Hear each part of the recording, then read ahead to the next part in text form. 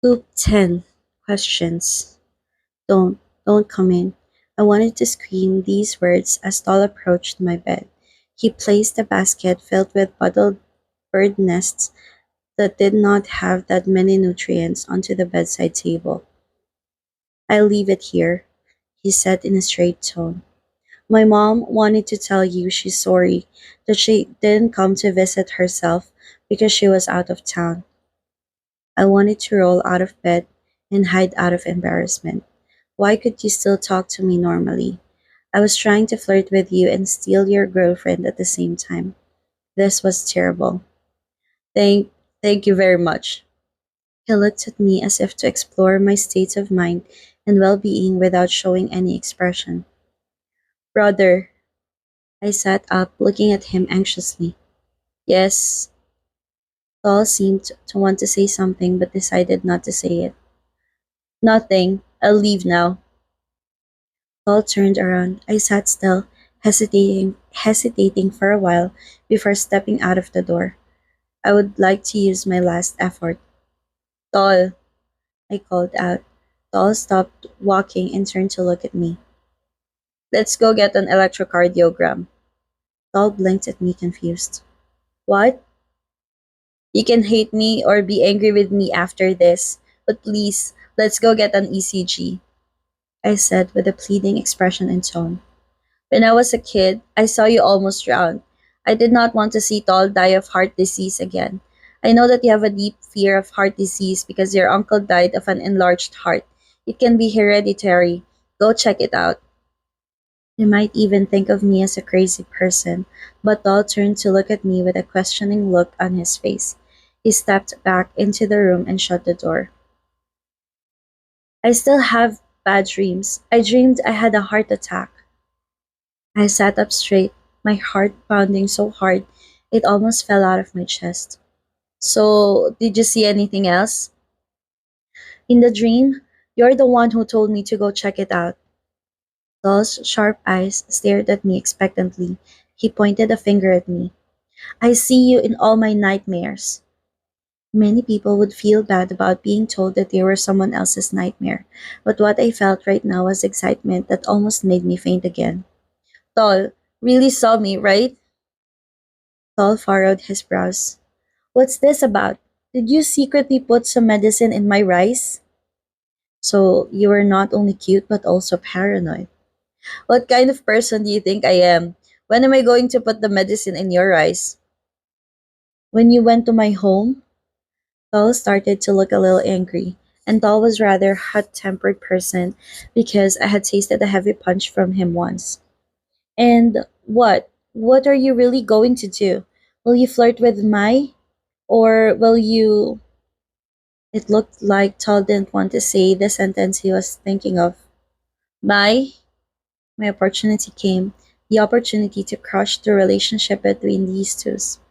Well, she added me. She's kind of cute, don't you think? Is she your girlfriend? I asked, raising an eyebrow. Tal clenched his fists. No. I looked cautiously at the clenched fist, afraid that they would come right to my face again. Oh, I get it now. That's why she acted like she's single. I had a lot of men on Facebook. At first, I thought about flirting with her, but when I saw that, I was terrified that there would be many competitors. I began to see fire erupting in Tall's eyes. I thought that things were looking bad, so I hurriedly changed the subject. But Maya is not as important as your heart disease. If Tall has a dream about it, it means that you're worried. You seeing me in your dream was probably because I'm a doctor. So when you're worried about your health, you think of me. I'm saying this because I know from Aunt Pang that Tall's uncle had cardiomegaly. You looked tired, so I was worried. Go get an electrocardiogram. And what if I really had a heart attack? Tall asked back. You'll be referred to a cardiologist for further care. Don't worry. I mean, if it really happened, then that means my dream is true. Saul looked at me. You didn't know me by accident, right? Saul's question stunned me for a long time. I decided to get out of the patient's bed, grab a bottle of saline, and walked to him. Tall had a shocked expression on his face and tried to back away from me. Follow me. Where are we going? Tall asked frantically. The emergency room, I replied flatly, holding the saline bottle high like the Statue of Liberty to keep the blood from flowing back up the tube. I'll be the one to do the ECG. The scene in the emergency room right now would be very strange to outsiders. I, in a patient gown, with a bottle of saline, walked in with a handsome young student. Nurse Triage, sitting in front of the emergency room, ran after me in shock. Singh, who was teaching the juniors, even stopped what he was doing and turned to look at me with huge eyes. EKG, please, I commanded, ignoring the green patient gown I was wearing. EKG, electrocardiogram. An electrocardiogram is used to examine abnormalities in the conduction of the heart and indicate an irregular heartbeat, myocardial cardial ischemia, and an enlarged heart. There is usually an EKG machine in the emergency room. Singh rushed toward me. What are you doing, freaking tin? Singh looked at the saline bottle in my hand. What are you doing? I will do an EKG for the patient. I pointed to Tol, who was willing to follow me despite having an embarrassed expression all the way here. Singh turned to look at Tol and then turned back to me. Tell me now, what do you intend to do before I drag you back to the ward?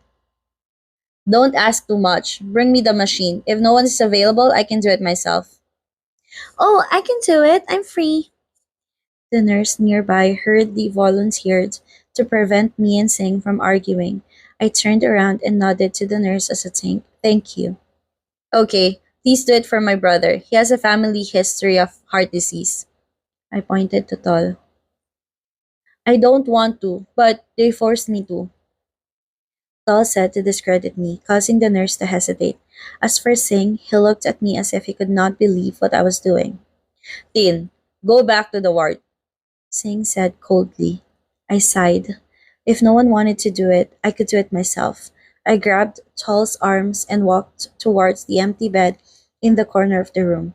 Get on the bed. Tol looked at me. Are you serious? Yes. I quickly turned to pull the ECG machine that was plugged into the charger and dragged the wheelchair to the bed where I told Tol to get on. Singh couldn't bear to see me walking around as a patient, holding a bottle of saline, so he grabbed my shoulder and dragged me out of the area. Sit. I'll have the nurse do it. Singh pushed me to sit down on the chair. He took the saline bottle from my hand and hung it on a pole, as if intending to tether me here, and went to tell the nurse to do an ECG for Tol. I sat and looked at the nurse who was unbuttoning Tol's shirt until it revealed his smooth, white chest underneath. I looked the other way to suppress my dirty mind. A few minutes later, a piece of paper was thrust into my face. I looked up and saw Singh standing with a piece of paper towering over my head. Are you satisfied? I picked up the ECG paper and looked at it. I smirked a little. Singh looked at my reaction suspiciously. Do you want me to send him to internal medicine? Singh said. Please do. I stood up and closed my eyes for a while because the dizziness was still there when I changed my position slightly. Singh sighed. It's done now. Now, you have to go back to sleep. I'll call the wheelchair for you. If you walk back here by yourself, I'll punch you. Fine. I was willing to sit in a wheelchair. While waiting for the staff to wheel me back to the ward, I dragged the saline pole and walked over to Tol, who was sitting on the examination bed. He looked anxious. Tol glanced up at me and showed a paranoid expression. Don't worry. Dr. Singh will send you to see a cardiologist. I reached out and touched Tol's upper arm, intending to comfort him, but Tol moved away from my hand. It's true. Tol looked shocked, scared, and confused at the same time. My dream. It's true. Yes, it's true. All the stories in Tol's dreams were true. I participated in all of it. Still, I couldn't say anything. As I said, it must be because of your worries. It is not wrong for us to dream about things that we are very worried about. Tol stared at me as if he wanted to eat my flesh and blood. You tried to approach me. It's not a coincidence, is it? I got this question again. Even though it wasn't the first time, it still made me stunned like it was the first time. I was about to answer by deviating to other matters, but Doll said something first. What are you? Doll reached out and grabbed my sleeve. Why do you come into my dreams every night? Why did you know I have a heart disease?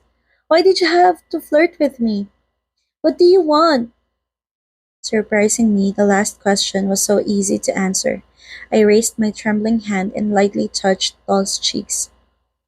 What I want is to see you live. End of Loop 10. Questions.